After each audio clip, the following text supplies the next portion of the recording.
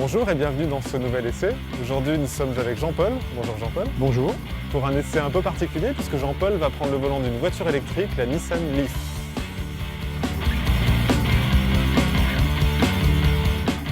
Premier contact avec la Nissan Leaf, qu'est-ce que ça vous inspire? Ça paraît une voiture tout à fait normale, comme une autre. J'ai une Micra d'ailleurs, si je puis dire. Elle a à peu près cette forme. Petit air de famille qui reste chez Nissan. On va la regarder de profil. Bien sûr, allons-y. Vous évoquiez à l'avant des formes assez fluides. Vous trouvez ça moderne? Tout à fait, moi je pense que c'est bien une voiture actuelle, très agréable à regarder. Une belle voiture. Alors la comparaison avec votre Micra s'arrête là parce que le gabarit est quand même nettement supérieur. C'est une berline compacte, donc la taille d'une Golf à peu près. Et notamment au niveau du coffre, je vous invite à regarder la différence. C'est un coffre assez volumineux, si on peut dire, pour une voiture de cette taille.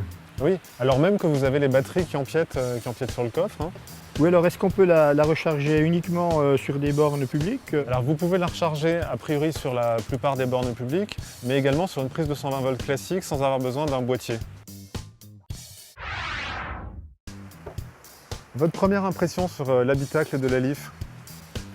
Ah bien, ma première impression, effectivement, une console qui semble très futuriste. On va regarder ça de plus près, installez-vous.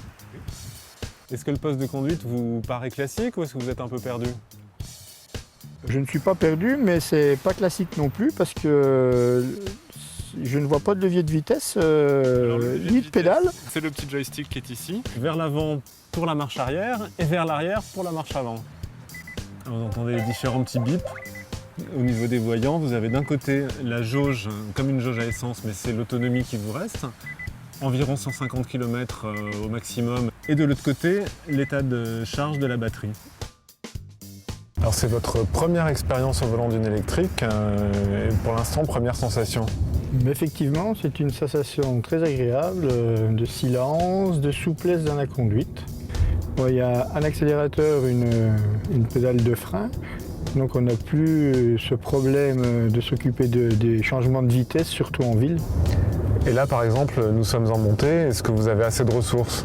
C'est ce qui est surprenant par rapport même à une essence. Moi, je trouve qu'il y a une certaine puissance qui se dégage. On n'est pas collé au siège, mais c'est très intéressant.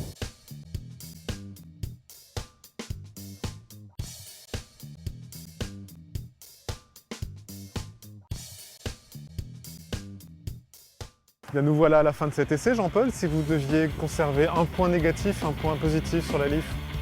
En point négatif, le temps d'autonomie, comme sur toutes les voitures électriques. Un point positif, la facilité de conduite et le silence.